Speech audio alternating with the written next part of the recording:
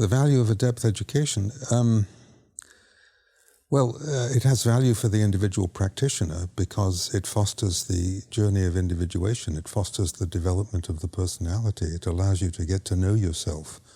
And know thyself is one of the oldest injunctions in the history of our thinking. It's extremely important because, for example, the more that we know our shadow, the less we will project it onto other people, the less dangerous we will be in the world, and the more understanding and compassionate we'll be.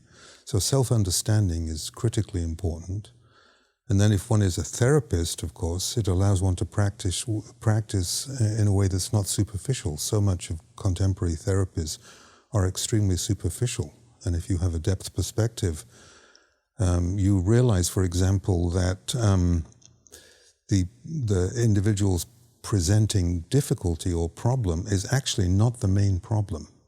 The cognitive behavioral approach is always assumed that what the client or patient presents with is the problem. It's actually the attempt of the personality to deal with the problem.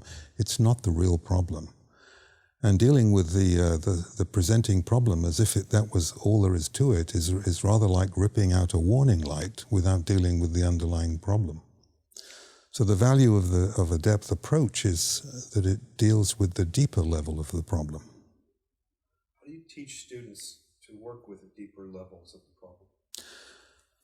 Well, in two ways. First of all, ideally the student ought to have his or her own therapy with somebody who practices in that way.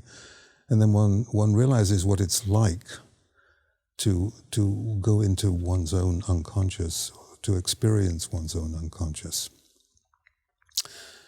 And then, of course, ideally the student has to have supervision or case consultation, at least, with a practitioner, with a more experienced person who works with a depth approach. I think those are the two main ways.